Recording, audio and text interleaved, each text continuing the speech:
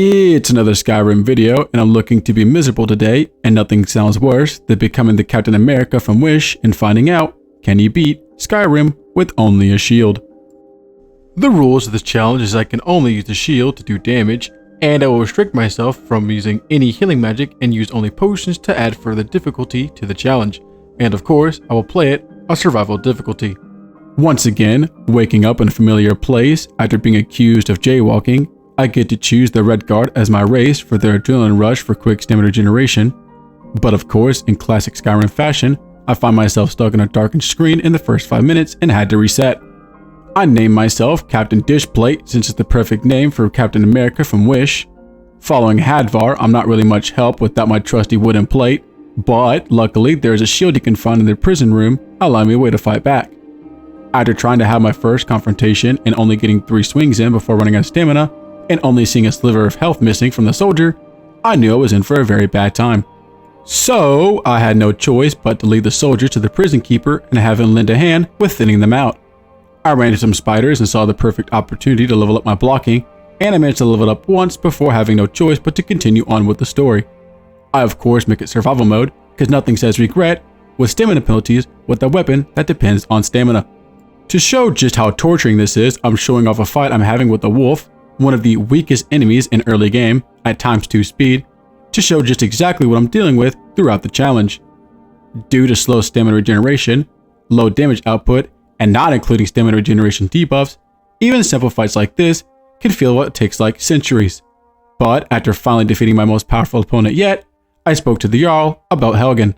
And while trying to get some sleep, the soldiers blocked the door like a blood clot and a fat woman.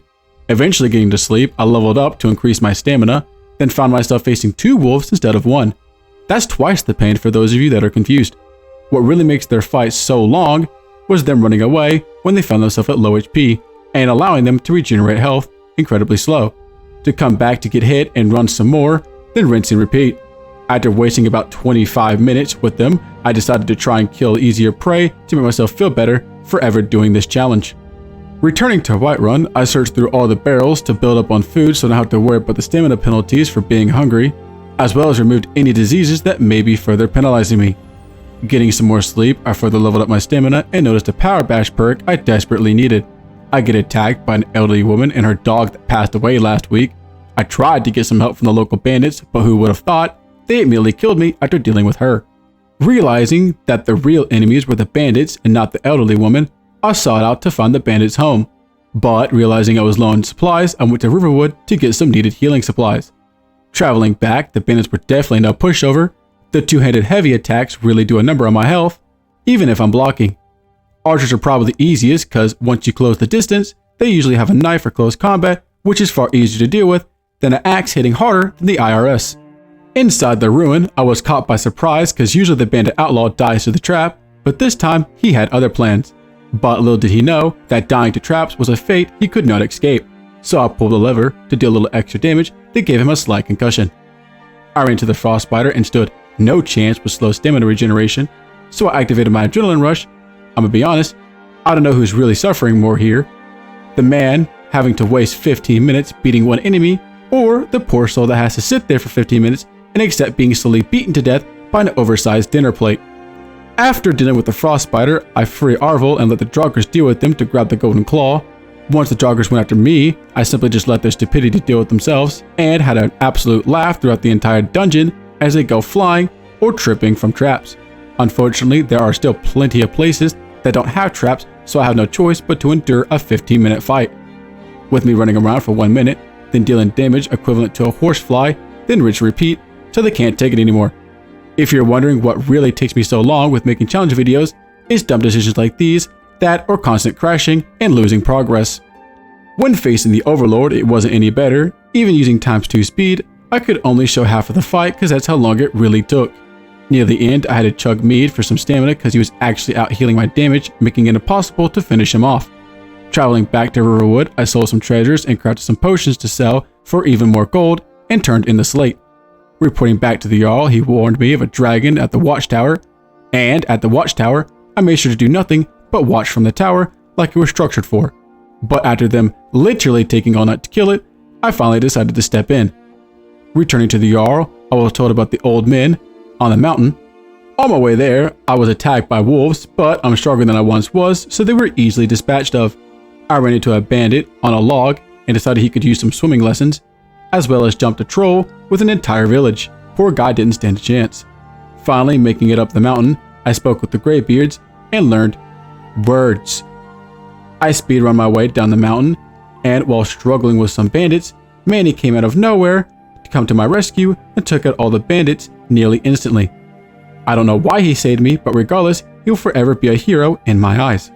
In the ruin, I watched the Draugrs take out the Romancers. I'm just gonna leave that in the video. Then, right after, join them in the afterlife. More than once, if that makes any sense. Taking my time with the skellies and using a shout to get past the gates, I get a little toasted by some traps and had to change my plans and use this kind individual to notify me of what plates would and would not cause me bodily harm. Unfortunately, the frost spider didn't think of that and paid the consequences. Reaching the horn, I learned someone had beaten me to it. While traveling back, I abused a couple of crabs to level up my blocking, and once finally arriving at Whiterun, I went to the room from well-deserved sleep and found myself being attacked by a cult. Luckily, the soldiers of Whiterun were more than they can handle. However, I'd be crazy to not take advantage of the aftermath and sell the loot of all the dead cult members and soldiers. It was worth it because I found a necklace to further increase my blocking. Once I finished selling, I made more potions and decided to see if I could handle a fight against the Thalmor, since I'd be dealing with them sometime in the future. Though it took way longer than I'd hoped, I at least knew I could easily win in a 1v1 situation. Arriving at Riverwood, I sold my potions to buy more healing potions and finally met with Delphine. She mentioned the resurrection of a dragon. On my way to the destination, I decided to use this wolf to slowly level up my blocking even further, but I had to cut it short once I started running low on healing supplies. I used the carriage to arrive at the destination quicker, and immediately upon my arrival, I started beating him with my shield. As you can see, I was doing literally nothing for damage, so Delphine did all the work while I stunned him in place and cheer her for moral support. After finally defeating the dragon, I sold the scales and bones to refill on healing supplies. I used the carriage to Riften because I decided to make my way to the Thieves Guild to sell my stolen items, and as you can see, getting there wasn't easy. I found myself getting folded by nearly every bandit I came across trying to clear the sewers. Even after using the bear traps to my advantage against Gian, it still wasn't enough. But after plenty of attempts, I pushed him into a bear trap, lowering his health and making him vulnerable to my final attack. When facing a lowlife, I kid you not, I spent a grand total of 13 minutes just spinning around a table while I tried to slowly regenerate stamina to barely do any damage. Even after getting him low, I still wasn't able to do enough damage before he could get back up and spent another couple of minutes trying to finish him off. Clearing a path through the sewers, I spoke to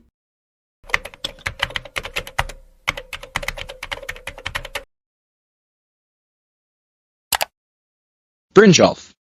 There you have it. And he had me plant a ring that I had stolen into a man's pocket.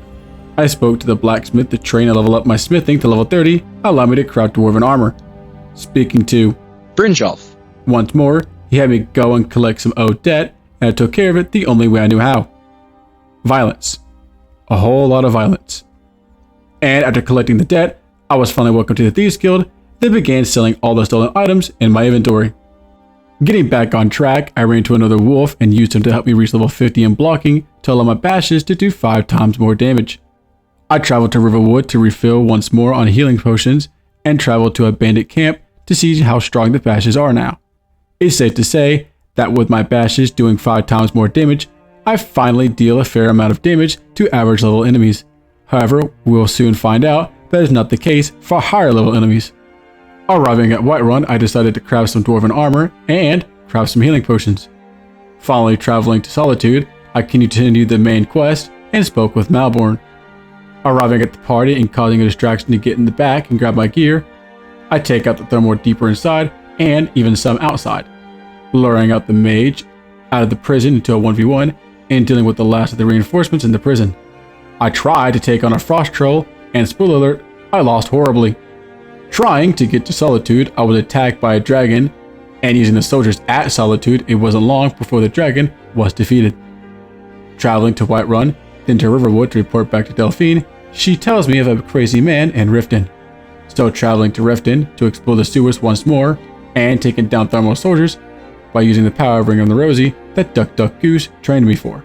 Finally meeting Esbern and using him to clear all the enemies in the sewer that gave me a hard time in the past, I traveled to Whiterun and crafted some more potions to heal and sell to acquire even more healing. Traveling to Markarth, I got a little distracted and decided to find the truth of Markarth. Reading a letter, I got into a little scuffle for sticking my nose into somewhere it doesn't belong. Getting closer to the truth, I was threatened by a soldier, and after getting to the final milestone, things very quickly got out of hand. I found myself getting jumped by the very people trying to hide the truth, and it took me out a handful of times, but eventually I was lucky enough for things to fall perfectly into place and defeat all the people that wanted me very dead. However, if you thought that was the worst of it, you are wrong. If you refuse to be taken prisoner by these guards, you'll find out the entire village wants you unalived. And I tried fighting my way out, but it didn't take long before I realized that wasn't gonna happen. So my only other option was to run for dear life. And even that wasn't easy in the slightest. Trying to exit Markarth, I immediately found myself swarmed by enemies and unable to move. Even using a shout to avoid damage was pretty much useless because I'm still not going anywhere. Eventually, after finally squeezing my way through the crowd and escaping, I met with Delphine and Esbern to take out a couple of Forsworn, solve some easy puzzles, offer my blood to the blood gods, and uncover the history of Alduin. Making my way back to Markarth to use the carriage to travel, I forgot they weren't a big fan of me anymore, so I agreed to serve my life sentence, but little did they know, I lied. I was greeted by an orc soldier and had to bribe a bouncer with the shiv. Luckily, getting the shiv was as easy as pickpocketing a bottle of whatever you want to imagine. Being told to kill someone with something that wasn't a knife, I was a little worried this quest wasn't possible. But luckily, it seemed I didn't even have to lift a finger. Navigating through the dwarven tunnels with the other prisoners, I received my shield and armor back and sat back as they rained chaos through the town. Once it was all over, I used the silver I got from the prison mine to craft jewelry to sell, as well as looted the corpses of all the dead soldiers to further increase my healing supplies. I also used an additional gold to level up my smithing and allow myself to craft orcish armor. While traveling to collect the resources for the orcish armor, it was just my luck to run into a dragon at Riften just before I could leave. But thanks to the Riften guards, it wasn't much of a hassle to deal with. Collecting the last of the resources I needed and gathering additional healing because you can never have too much healing, I traveled to Whiterun and crafted the orcish armor. Finally continuing the main quest, I ran into a frost troll and I immediately began stunning him over and over again until he couldn't take it anymore. Reaching the home of the Greybeards and dying of my own incompetence, I reached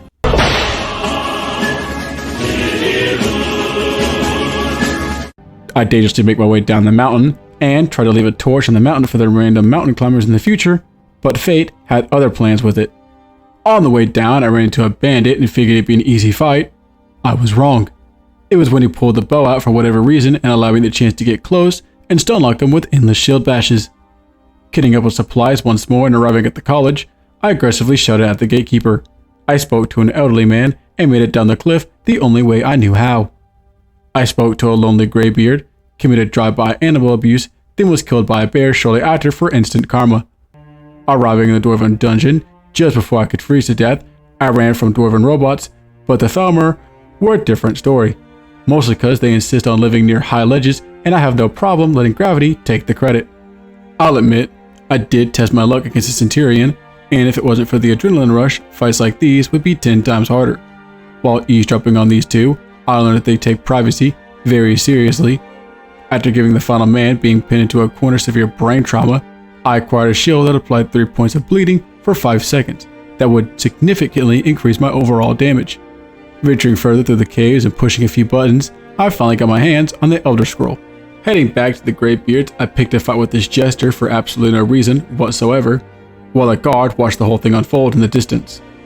I was a little sad to learn that the jester possessed the powers of the gods and simply could not die.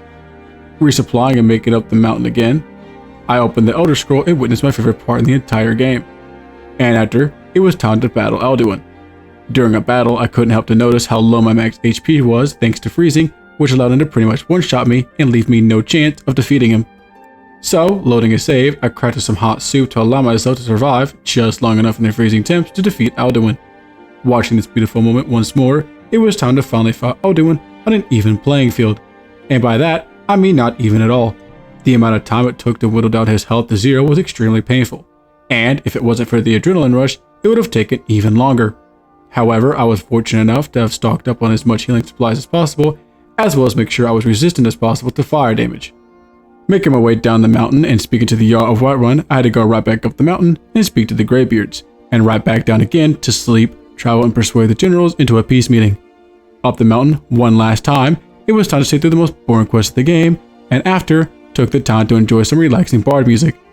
I spoke to the Jarl again about capturing a dragon, summoning the dragon, and using the adrenaline rush, I proceed to stun lock him like everyone else. I know I could just use Dragon Rend and trick him into falling for the trap, but what's the fun in that? It's far more fun to demoralize him in combat just before outsmarting him to put the cherry on top. I rode the dragon to the night sky and ran through the chaos outside the temple. I was met with Draugr inside, but they were easy to deal with when you don't have to deal with over a dozen Draugrs on top of multiple dragons. Not even the Overlord stood a chance against the infamous stun lock of the oversized dish plate. Unfortunately though, the true goal is outside, and trying to make it far was found very difficult to do without my health combusting into nothing. If it wasn't the dragons immediately torching me, or Draugr stabbed me to death the moment I walked through the door, the priest would immediately make quick work of me with his powerful magic. The only reason I happened to make it through this was finding out that if you stun him quick enough and push him down the stairs, he would have to slowly make his way back up before he could attack. And when I say slowly, trust me, I don't mean that lightly. It gives me just enough leeway to survive long enough to kill the priest. Challenging soon, this battle was not an easy one, because if I wasn't careful, I'd find myself caught in animation of receiving death. Luckily though, this fight wasn't as hard as it could have been, cause all you need to do is get him to have health to beat him. After defeating him, I spoke to the adventurers inside, and it was finally time to deal with Alduin. Nothing about him was difficult, if anything it was kinda underwhelming. Due to all the others helping with the final fight against him, all I really had to do was just keep him on the ground, bash him a few times when I could, and let the others do the rest of the work, until Alduin was finally defeated, and beating Skyrim with only using a shield. That'll do it for this challenge video. If you enjoyed the video, leave a like. If you didn't, leave a dislike. If you guys have any ideas for a challenge in the future, leave them in the comments. I try to upload every month or every other month, and I hope to see you all in the next video.